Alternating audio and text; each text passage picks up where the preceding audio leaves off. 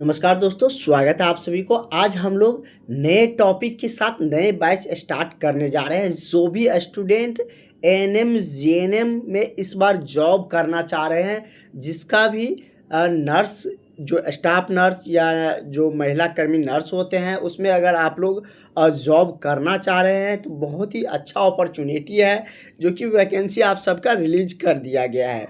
तो उन्हीं के तैयारी को लेकर अब आप लोगों को नए बैच स्टार्ट हो चुके हैं, जिसमें कि हम लोग नया टॉपिक भी देखने जा रहे हैं। हम लोगों ने कंबाइंड टॉपिक अभी देखे थे फिलहाल में, जिसमें कि हम लोगों ने गिनेकोलॉजी और मिडवाइफरी दोनों के मिलाकर कुछ क्वेश्चन कंबाइंड क्वेश्चन किए थे। आज हम लोग इसी में कुछ मिडवाइफरी का अलग से क्वेश्चन करने जा रहे हैं और गिनेकोलॉजी का क्वेश्चन तो चल ही रहे हैं। तो जो भी अभ्यर्थी अभी तक नए बैच में इनरोल नहीं हुए हैं, नहीं जुड़े हैं, वो सारे अभ्यर्थी इस नंबर पर कॉल करके व्हाट्सअप करके क्लास में जुड़ जाइएगा। आपको सारे वो नोट्स और क्लासेज मिलेंगे, आपका बेहतर तैयारी होंगे। जब तक आपका रिजल्ट आएगा तब तक आपके साथ सारे कुछ तैयारियां, सारे इन्फॉर्मेशन आपको उस क्लास के ग्रुप के जरिए मिलते रहेंगे। तो ज़रूर आप लोग जुड़ जाइएगा। तो चलिए हम लोग बिना देरी किए हुए आज के क्लास को यहाँ से कंटिन्यू करते हैं। बहुत ही इंपॉर्टेंट क्वेश्चन, बहुत ज़्यादा पूछे जाने वाला टॉपिक है। कह रहा है, फर्स्ट क्वेश्चन हम लोगों का है, क्या कह रहा है कि 16 वर्षीय क्या कह रहा है कि 16 वर्षीय गर्भवती महिला को गर्भ अवस्था प्रेरित उच्च रक्तचाप के साथ भर्ती कराया, मतलब कि उच्च जो रक्तचाप हो रहा है उसके साथ अगर हॉस्पिटल में भर्ती कराया जाता है, तो उस स्थिति में कह रहा है कि उसे अंतःशिरा मैग्नीशियम सल्फेट की गोली Mg, जिसका फॉर्मूला क्या होता है MgSO4 मैग्नीशियम सल्फेट की जो गोली होती है वो मैग्नीशियम सल्फेट दिए जाते हैं। और नर्स को निम्नलिखित में से कौन सी जानकारी प्राप्त करनी होती है। इस स्थिति में अगर आप लोग जॉब पर है, आप लोग ड्यूटी पर है, कुछ दिन के बाद आप लोग को जॉब लगेंगे, तो ऐसी केसेज आप लोगों को देखने को मिलेंगे। तो उस स्थिति में आपको कौन सी जानकारियां प्राप्त करनी होंगी, किस बातों पर आपको ध्यान देना होगा। चलिए ऑप्शन से समझते हैं। कह रहा है कि हर 8 घंटे में जो मूत्र है उसका उत्पादन या उसका चेकअप करना, हर 4 घंटे में डीप डेंटल जो रिफ्लेक्स है वो करना, या हर घंटे श्वसन दर का चेक करना। तो आपको क्या लगता है? तो इस स्थिति में हर घंटे आपको श्वसन दर को चेक करना होगा कि श्वसन, उसकी सांस लेने की जो दर है वो कितना है। और आप लोग कमेंट सेशन में बताइएगा कि एक सामान्य मनुष्य का जो श्वसन दर है वो कितना होते हैं। जो सामान्य स्वस्थ मनुष्य होता है, आप लोग को ये पता होंगे, नहीं तो हम कल के क्वेश्चन में डिस्कस करेंगे, कल के क्लासेज में।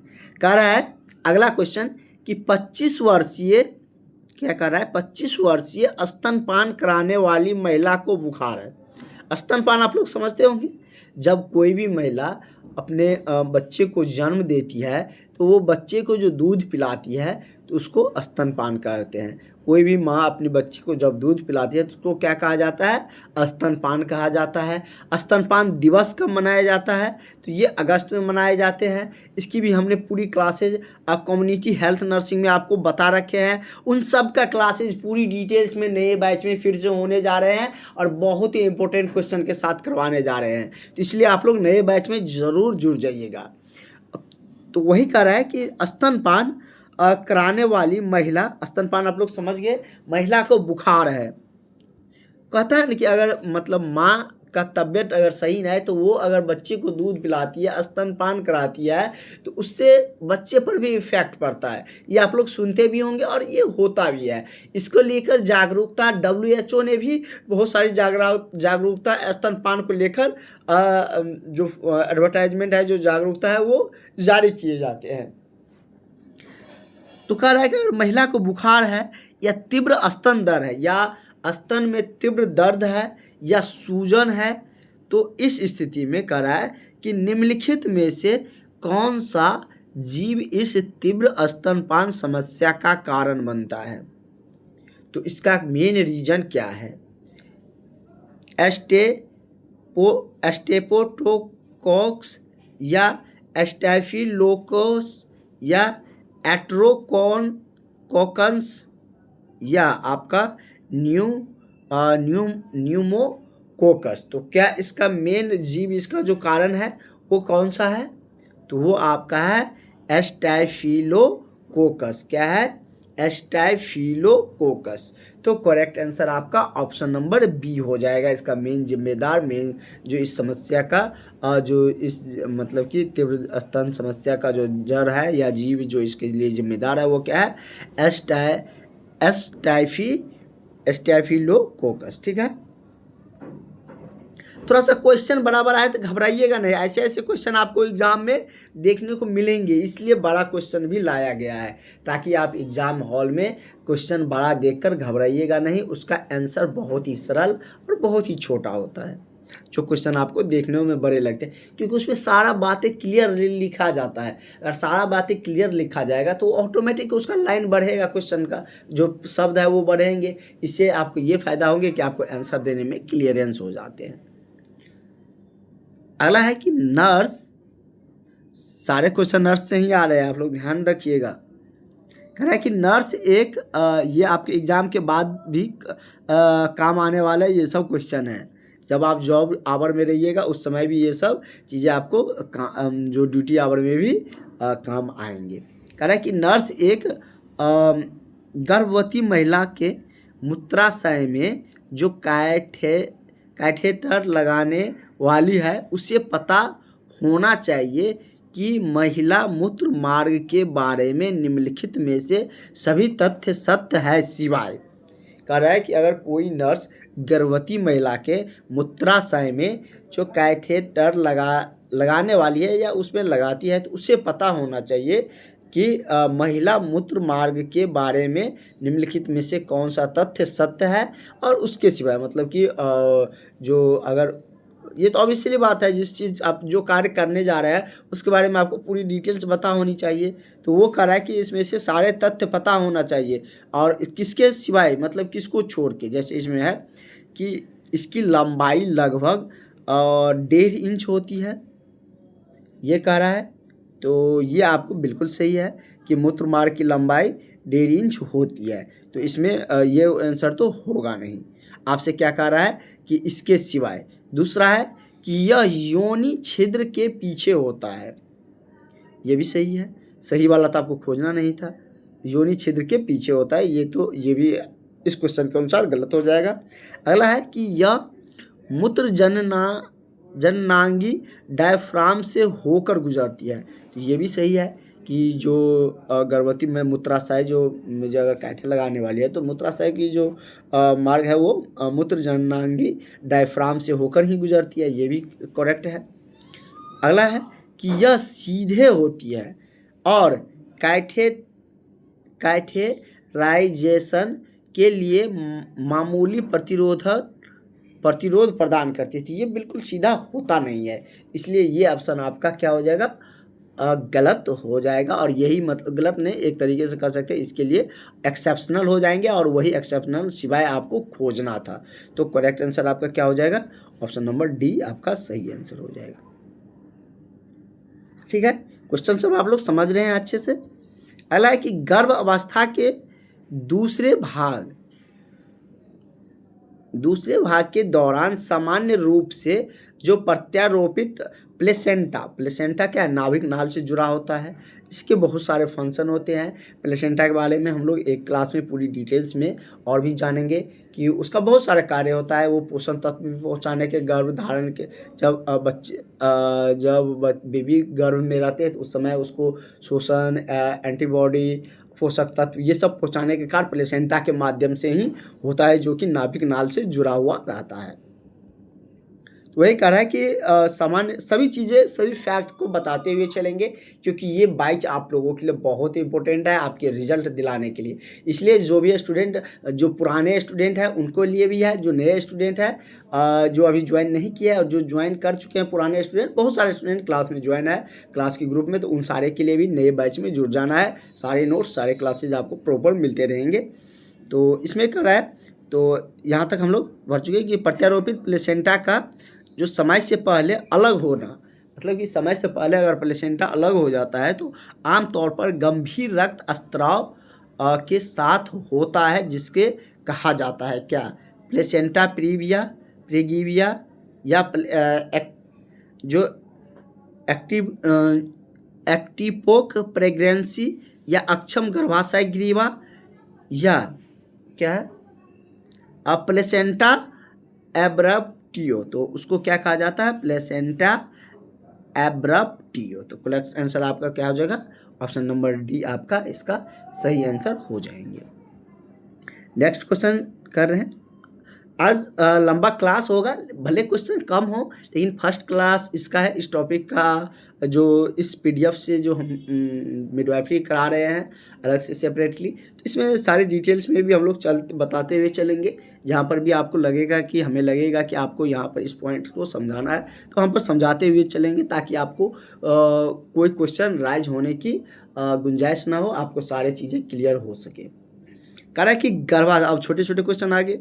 गर्भाशय ग्रीवा का जो बैगनी नीला रंग है वो किस मतलब के कारण, किस लक्षण से होते हैं, ये आपसे पूछा जा रहा है। तो गर्भाशय ग्रीवा का जो बैगनी नीला रंग होता है, जैसे कि इसमें दिया है कि ब्रेक्स्टनर हिक्स लक्षण के द्वारा, या चैडविक लक्षण के कारण, या गुडेल्स लक्षण, या मैकडोनाल्ड लक्षण के कारण। तो गर्भाशय ग्रीवा का जो बैगनी नीला रंग होता है उसका रीजन है चैडविक लक्षण। क्या है? चैडविक लक्षण के कारण। तो करेक्ट आंसर क्या हो जाएगा? ऑप्शन नंबर आपका बी हो जाएगा। चैडविक लक्षण को लेकर और भी बहुत सारे क्वेश्चन आपको इस टॉपिक से देखने को मिलेंगे आगे। अगला क्वेश्चन हम लोग देखते हैं। कह रहा है कि निम्नलिखित में से कौन सा एमनियोटिक द्रव के हरे रंग के जो मिलनीकरण का कारण बन सकता है? लैगिनो, या वर्निक्स, या हाइड्रोमिनोल्स, या मैकिनीमेस, ऐसे होगा यहाँ पर मैकोनियम, ठीक है। तीसरा है वर्निक्स, चौथा है वर्निक्स। तो क्या हो जाएगा? इसका करेक्ट आंसर आपका हो जाएगा ऑप्शन नंबर सी। क्या हो जाएगा? मैकिनियोमे। तो करेक्ट आंसर ऑप्शन नंबर आपका सी इसका करेक्ट आंसर हो जाएगा। नेक्स्ट क्वेश्चन की तरफ हम लोग बढ़ते हैं।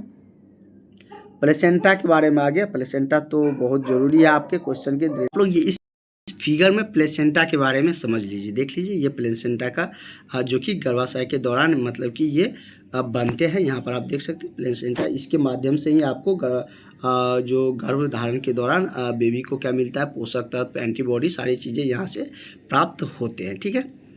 और इसके बारे में डिटेल्स में हम लोग जहाँ जहाँ क्वेश्चन मिलेंगे उसके बारे में जानेंगे। प्लेसेंटा का आपको फिगर सारे डिटेल्स में बता दिए। अब यहाँ पे कह रहा है कि प्लेसेंटा की उत्पत्ति, उस फिगर से आपको क्लियर हो रहा होगा कि कैसे उसकी उत्पत्ति कहाँ से हो रही थी, और यहाँ पर आपको उसी से क्वेश्चन है, ठीक है। तो इस बैच में आपको पूरी चीज़ें डिटेल्स में मिलेंगे। प्लेसेंटा की उत्पत्ति होती है, ऑप्शन है कि कोरियन फ्रेंडॉप्स में, या डेब्ल्यूएल वेडेरा से, या डिकल ड्यूएल कैप्सुलरिस होते हैं उससे, या मायोकार्डियम से। तो इसकी उत्पत्ति कहाँ से होती है? तो इसका उत्पत्ति आपको कहाँ से होती है? तो कोरियोनी फ्रेंडोसम होते हैं, वहाँ से इसकी उत्पत्ति होती है। इसकी कार्य क्या है, इसकी फंक्शन क्या है, वो हमने आपको डिटेल में बता दिए, ठीक है। तो क्या हो जाएगा? कॉर्नियो फ्रेंडोसम। तो correct answer option number A हो जाएगा। प्लेसेंटा से और भी बहुत सारे क्वेश्चन अभी आएंगे, तो प्लेसेंटा के आपको फिगर से सारी चीज़ें समझ में आ गए होंगे, और भी जहाँ पर क्वेश्चन आएंगे वहाँ पर डिटेल्स में समझेंगे।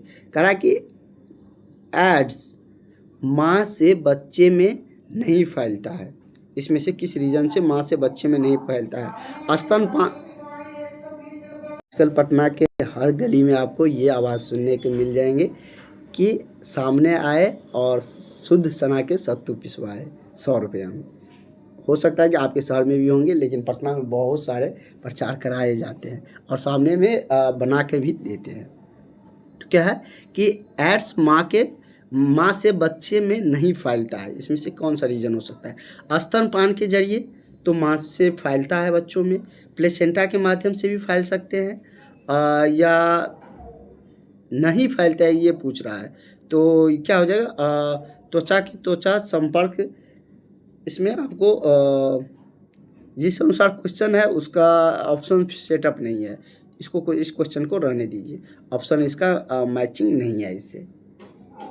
अगला है कि प्रसव के दौरान कह रहा है कि ब्रीच जो प्रेजेंटेशन होती है उसमें सबसे बड़ा खतरा क्या होता है। कह रहा है कि प्रसव के दौरान जो ब्रीच प्रेजेंटेशन होती है उसमें सबसे बड़ा खतरा क्या है, पैर का आगे की ओर बढ़ जाना, या गर्भनाल का आगे की ओर बढ़ जाना, बाहों की आगे की ओर बढ़ जाना, या प्रसव में दर्री। तो इस दौरान क्या होती है, तो इस दौरान आपको गर्भनाल के आगे की ओर बढ़ जाना खतरा बना रहता है। किसका, तो गर्भनाल का आगे की ओर बढ़ने का। तो करेक्ट आंसर क्या हो जाएगा, ऑप्शन नंबर आपका बी सही हो जाएगा। आपको आई थिंक आप सबको ये क्लास जो आज की क्लासेज है, जो नए बैच की क्लासेज है, वो आप सब एंजॉय कर रहे होंगे, बहुत अच्छा लग रहा होगा। बहुत ही अच्छे शानदार टॉपिक है, बहुत ज़्यादा क्वेश्चन भी आते हैं, इसलिए आप सबसे बार बार अपील करते हैं कि क्लास में जुड़ जाइए। इसी तरीके से मज़ेदार क्लासेज आपको चलते रहेंगे और बेहतर तैयारी आपका होते चलेगा और आप इस बार जॉब ले पाइएगा। इस नंबर पर आप लोग कॉल करके व्हाट्सएप करके ज़रूर क्लास के नए ग्रुप में आप लोग जुड़ जाइएगा। जो पुराने स्टूडेंट है उसको ग्रुप में मैसेज कर दिया गया है। आगे क्वेश्चन हम लोग देखते हैं, उसके लिए कुछ दिन समय दिए जा रहे हैं। अगला है कि 12 सप्ताह, क्या कर रहा है कि 12 सप्ताह से पहले गर्भ अवस्था को समाप्त करने का सबसे सुरक्षित तरीका क्या है। कह रहे कि 12 सप्ताह से पहले गर्भधारण कितने दिनों का होता है, तो 9 महीना का होता है ना। अगर यही आपसे पूछ लिया जाए कितना सप्ताह का होता है, तो एक महीना में कितना 4 सप्ताह होते हैं ना, अप्रॉक्सीमेटली 4 सप्ताह होते हैं, तो 36 महीना का कहिएगा कि गर्भधारण होते हैं। लेकिन यहाँ पे क्या पूछ रहा है कि 12 सप्ताह से पहले, 12 सप्ताह कितना हो गया आपका, 3 महीना हो गया हुआ ना। 3 महीना से पहले अगर गर्भ अवस्था को समाप्त करना है, मतलब करता है ना कि मतलब कि जब कोई अनचाहा तरीके से गर्भधारण हो जाता है या उसे उस समय डिलीवरी की आवश्यकता नहीं है, बच्चों की आवश्यकता नहीं है, और वो 12 सप्ताह से पहले गर्भ अवस्था को, चूँकि कानूनन गैर कानूनन अपराध भी माना जाता है, लेकिन वो तो होते हैं अमूमन, वो आप सब भी जानते हैं। वही कह रहा है कि 12 सप्ताह से पहले अगर गर्भ अवस्था को समाप्त करने का सबसे सुरक्षित तरीका इसमें से कौन सा है। कह रहा है कि पहला है कि एक्शन निकासी या फैलाव का इलाज, या लैमिनियारिटेंट, या प्रोस्टोग्लैंडियन। तो क्या हो जाएंगे, तो इसका सबसे जो सुरक्षित तरीका है वो आपका है प्रोस्टैग्लैंडिन। तो करेक्ट आंसर ऑप्शन नंबर आपका डी हो जाएगा। ठीक है, ऑप्शन नंबर आपका ये डी करेक्ट आंसर हो जाएगा। नेक्स्ट क्वेश्चन की तरफ बढ़ते हैं। अगला क्वेश्चन हमारा क्या कह रहा है कि गर्भ अवस्था के दौरान शारीरिक एनीमिया का परिणाम है। मतलब कि गर्भ अवस्था के दौरान शारीरिक एनीमिया, मतलब कि ब्लड के एनीमिया, क्या ब्लड से संबंधित होती है। तो क्या होता है एनीमिया का परिणाम क्या है, मतलब कि रक्त की क्या होने से एनीमिया हो जाती है। तो वही कह रहा है कि रक्त की मात्रा में वृद्धि इसका परिणाम है। मतलब कि गर्भ अवस्था के दौरान शारीरिक एनीमिया का परिणाम क्या है, रक्त की मात्रा में वृद्धि, या आहार सेवन की कमी, या पहली तिमाही के बाद जो गर्भ अवस्था होता है उसको 3 ट्राइमेस्टर में बांटा जाता है। कितना, तो 3 ट्राइमेस्टर नाम देते हैं। ट्राइमेस्टर, 3 ट्राइमेस्टर मतलब 3 तिमाही में मापा, मतलब कि उसको बांटा जाता है। जैसे 9 महीना का गर्भधारण होते हैं ना, तो पहले 3 महीना में क्या कुछ किए जाते हैं, डॉक्टर्स क्या सलाह देते हैं, दूसरे तिमाही में क्या देते हैं, तीसरे जो फाइनल स्टेज होते हैं उसमें क्या होते हैं। तो इसलिए उसको 3 जो स्टेजेज में बांटे जाते हैं, जिसको ट्राइमेस्टर के नाम से जाने जाते हैं। पूरी डिटेल्स में आपको अब नए बैच में क्लासेज मिलेंगे। तो वही कह रहा है कि गर्भ अवस्था के दौरान शारीरिक एनीमिया का परिणाम क्या है? रक्त की मात्रा में वृद्धि, आहार की सेवन में कमी, पहली तिमाही के बाद एरिथ्रोपोएटिन की कमी, या मां के लीवर का विषहरण की बढ़ती मांग। तो क्या होते हैं? तो ये ब्लड से रक्त से संबंधित है। तो निश्चित रूप से यही ऑप्शन इसके लिए करेक्ट होंगे। क्या? रक्त की मात्रा में वृद्धि से इसका परिणाम देखने को मिलते हैं। अगला है प्लेसेंटा के बारे में। प्लेसेंटा से तो आपके एग्जाम में क्वेश्चन रहेंगे ही रहेंगे, इसलिए प्लेसेंटा को तो सारे क्वेश्चन आपको करके ही जाना है। कह रहा है कि प्लेसेंटा की सबसे बाहरी झिल्ली, क्या कह रहा है? सबसे बाहरी झिल्ली क्या है? एमिनियन है, या कोरियोन है, या जर्दी थैला, या बीज पात्र। तो प्लेसेंटा के जो सबसे बाहरी झिल्ली है वो क्या है? कोरियोन है। क्या है? कोरियोन। तो करेक्ट आंसर आपका ऑप्शन नंबर बी सही हो जाएगा। ठीक है, नेक्स्ट क्वेश्चन हम लोग देख लेते हैं।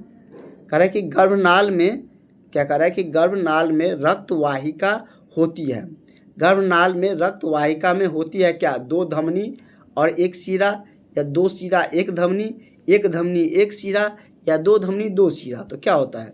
तो गर्भनाल में रक्त वाहिका में जो होती है 2 धमनियाँ और 1 शिरा होती है। क्या होती है? 2 धमनियाँ और 1 शिरा होती है। करेक्ट आंसर ऑप्शन नंबर आपका क्या हो जाएगा? ये हो जाएगा। अगला है कि प्रसूति संबंधित जो आपात स्थिति में सभी शामिल है सिवाय। कह रहे हैं कि जो प्रसूति होती है उससे संबंधित आपात स्थिति में सभी शामिल है, किसको छोड़कर? प्रसूति आप लोग जानते हैं ना, जब मतलब कि डिलीवरी होने लगती है उस समय को प्रसूति कहे जाते हैं। तो ये कह रहे हैं प्रसूति संबंधित आपात की स्थिति में सभी शामिल है। इसमें से 4 ऑप्शन है, उसमें से सब शामिल है, एक को छोड़ के। सिवाय कह रहा है किसको छोड़ के, वही आपको खोजना है। कह रहा है कि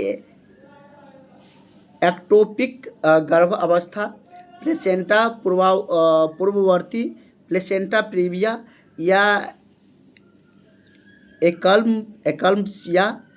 तो इसका क्या हो जाएगा सही आंसर? आपका सही आंसर हो जाएगा ऑप्शन नंबर डी, एकल्म्सिया। तो ये आपको किस में शामिल है? प्रसव के जो प्रस्तुति संबंधित आपात स्थिति होती है उसमें ये नहीं शामिल होती है। आज का लास्ट क्वेश्चन देखते हैं। बहुत ज़्यादा क्वेश्चन आज नहीं करेंगे, वैसे तो समय लग ही गया उतना, क्योंकि आपको डिटेल्स में बताए बहुत सारी चीज़ों को। कह रहा है कि एक महिला को प्रसव के समय जो मिड लाइन जो एपिसियोटॉमी की गई थी, वो एपिसियोटॉमी का जो प्राथमिक उद्देश्य होती है वो क्या होती है? संदस लगाने की अनुमति देना, या योनि द्वार को बड़ा करना, या चीर-फाड़ की संभावना को खत्म करना, या सिसेरियन जन्म की आवश्यकता को खत्म करना। तो क्या है इसका उद्देश्य? तो इसका उद्देश्य है जो सिजेरियन और जन्म की आवश्यकता को क्या करता है? खत्म करता है। किसको? तो सिजेरियन जन्म की अवस्था को। तो और इससे आगे की क्वेश्चन हम लोग कल के क्लास में कंटिन्यू करेंगे। मिलते हैं नेक्स्ट क्लास में। और जो भी अभ्यर्थी अभी तक इस नए सेशन में, नए जो क्लास है उसमें, नए बैच में नहीं जुड़े हैं, तो वो लोग ज़रूर जुड़ जाइएगा।